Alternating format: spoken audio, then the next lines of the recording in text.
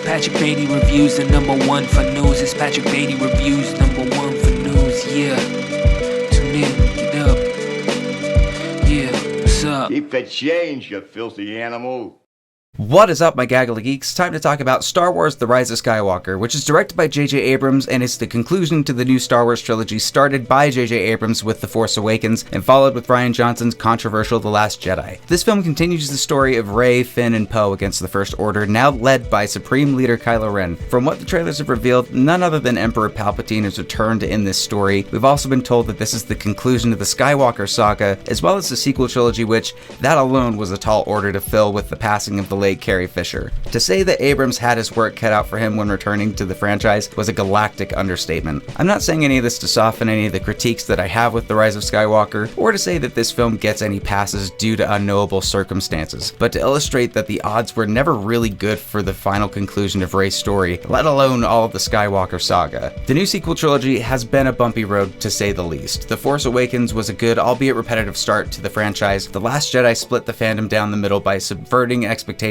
choosing to leave behind certain plot points from the previous film, but nevertheless made bold choices that left our characters on a trajectory that could lead to an infinite number of possibilities. What really perplexes me about The Rise of Skywalker is that with the number of possibilities that you could have gone, the film chose to spend most of its time in service to winning back dissatisfied fans with out-of-nowhere plot reveals and visually appealing yet empty conclusions. The movie is an action-packed, fast-paced mess. The main cast of Daisy Ridley, John Boyega, and Oscar Isaac are all great and finally get to have some moments on screen together. Anthony Daniels gets to have more moments in this as C-3PO and was better than he's been in these films since the original trilogy. The acting overall is extremely well done, with Adam Driver as Kylo Ren. I feel like fans of Kylo Ren are going to be very satisfied with this character, as he and Rey both have leveled up in their powers and abilities. Seeing them fight really is some of the best moments, and testing their limits of the Force were great. I loved seeing that on screen. Also, not really knowing what they were going to do with Leia as a character, and with the passing of Carrie Fisher, J.J. Abrams decided to use old footage from Carrie Fisher in The Force Awakens, whether it be deleted scenes or footage that just was never used. It really blended into the film fairly well. Sometimes, of course, the dialogue felt a little forced, but it was lifted from another film, so it's amazing it doesn't stick out like a sore thumb. The movie has heart, no doubt. It was truly made by somebody who loves and cares about Star Wars, and it shows in every moment.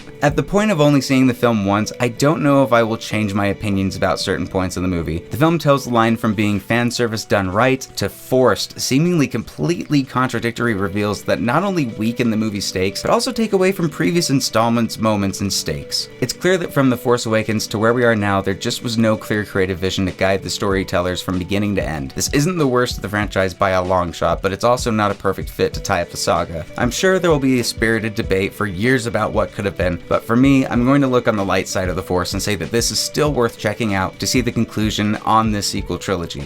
I'm giving Star Wars The Rise of Skywalker a 6 out of 10.